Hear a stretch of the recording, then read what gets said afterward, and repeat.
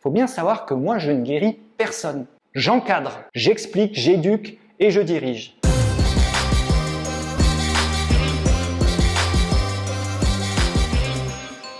Souvent, la demande première d'un patient, c'est « pourquoi j'ai mal ? Quelle est ma douleur ?» Faut bien comprendre que le médecin du sport va pas forcément proposer un traitement. Ça tire, ça fait mal ou ça c'est bien toléré? Non, ça va. Ça va. Donc on va d'abord écouter notre patient, on va l'examiner. Parfois on va utiliser de l'imagerie, pas toujours. Donc voilà, ça c'est l'échographie de ta cheville. Je vais te la montrer un petit peu en live pour que tu comprennes bien. Aujourd'hui, tu me dis que la douleur s'est développée progressivement, mais échographiquement, j'ai pas de signe de surcharge, de signes pathologiques au niveau de ton tendon. Et puis derrière, on va discuter. On va discuter des solutions, on va discuter des prises en charge possibles, des différents intervenants possibles. Mais il ne faut pas être... J'ai beaucoup de patients qui viennent avec les pieds de plomb, qui sont un petit peu, voilà, qui n'ont pas le moral, beaucoup de morale.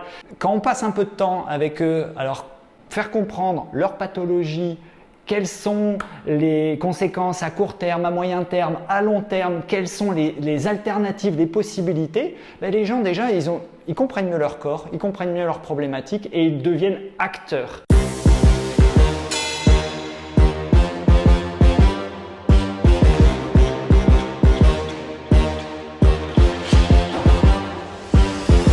Bienvenue à Motion Lab, qu'on a ouvert maintenant il y a à peu près 1 an et demi et puis qui s'est développé sur cette année et demie. On arrive à peu près au bout des travaux, au bout du développement. L'équipe du centre s'est formée et quasiment complète maintenant. Voilà un petit peu où vous trouvez. Donc c'est centre dédié vraiment au sport et à l'activité physique en général. Au sport élite, au sport de haut niveau, mais au sport de monsieur, madame, tout le monde, au sport dit santé.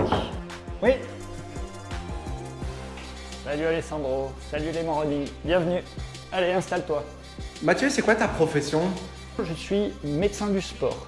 J'ai une formation d'abord de médecin généraliste, médecin de famille on va dire, et puis ensuite j'ai fait une spécialisation de 2 ans à Grenoble en médecine du sport, aussi bien en traumatologie du sport qu'en physiologie du sport. Quelles sont les pathologies les plus fréquentes chez un coureur à pied par exemple? Alors, regardez, ça c'est mon fidèle compagnon. Les pathologies qu'on va retrouver les plus sont souvent des pathologies dites de surcharge dans la course à pied. Alors les pathologies les plus courantes, on va avoir des pathologies liées au genou, souvent ça peut être des souffrances articulaires qui peuvent être autour de la rotule. Chez les trailers, on va pouvoir avoir d'autres pathologies un petit peu plus spécifiques, ce qu'on appelle la bandelette iliotibiale, le syndrome de l'essuie-glace. On va pouvoir avoir aussi une souffrance de l'os et plus spécifiquement du périoste dans cette partie interne et derrière le tibia, la périostite tibiale. Et puis on va pouvoir avoir aussi d'autres pathologies de surcharge au niveau du pied, essentiellement au niveau des os, avec la possibilité d'avoir des fractures de fatigue quand à nouveau la charge, la technique de course n'est pas toujours adaptée.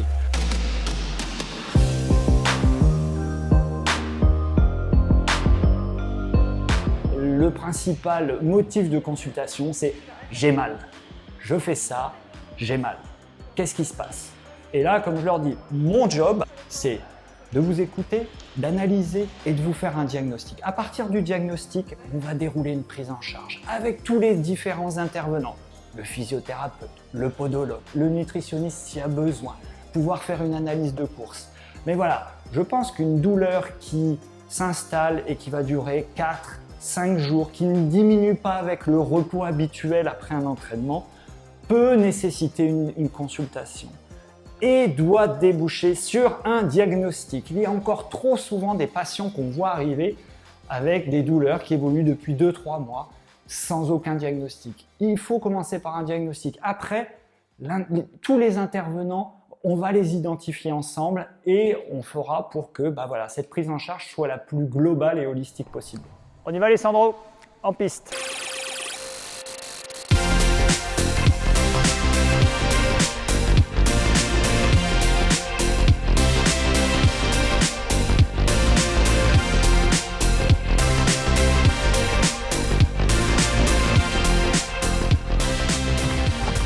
Mathieu, qu'en pense un médecin du sport, justement, de cette période de Covid cette première période de Covid qu'on vient de traverser? Alors, oui, sur la période de Covid, je pense qu'on a vécu différentes phases. On avait vraiment vécu la phase de crise avec cette augmentation de la pandémie, cette phase de confinement, on va dire de semi-confinement pour la Suisse. Ça a eu des effets, on sait, assez dramatiques au niveau sanitaire sur les gens les plus fragiles ou présentant des facteurs de risque.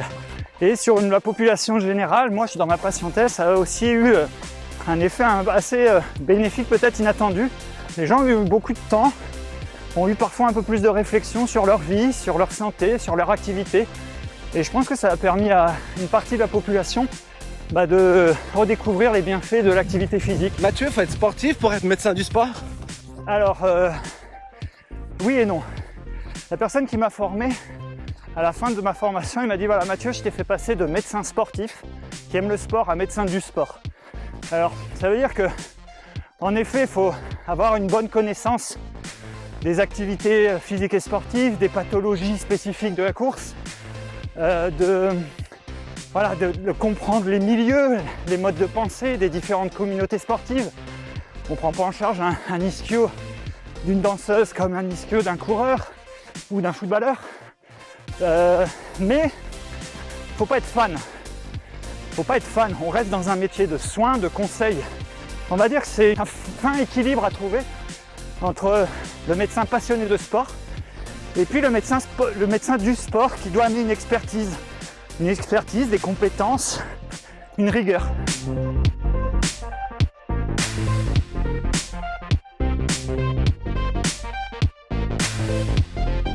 Alors j'ai pratiqué beaucoup de sports, mais le plus régulièrement ça a été d'abord le foot et la natation. Après je me suis orienté vers le triathlon et puis c'est là que j'ai vraiment découvert la course à pied. J'ai eu 2 années un petit peu de découverte de la course assez pénible parce que j'étais un peu tout seul. Et puis après j'ai eu la chance de rencontrer un entraîneur qui est resté mon entraîneur sur quasiment toute ma carrière. Il tenait une boutique de chaussures de running. Et puis alors, lui m'a ouvert à la course à pied, c'est-à-dire qu'il a fait mon éducation. Il m'a appris il m'a tout fait faire, des crosses, de la piste, des 5, des 10, des semis. Et puis il m'a amené à avoir il m'a amené une grosse progression déjà en temps, et puis à comprendre ce que je faisais. Et puis à aimer ça, quoi.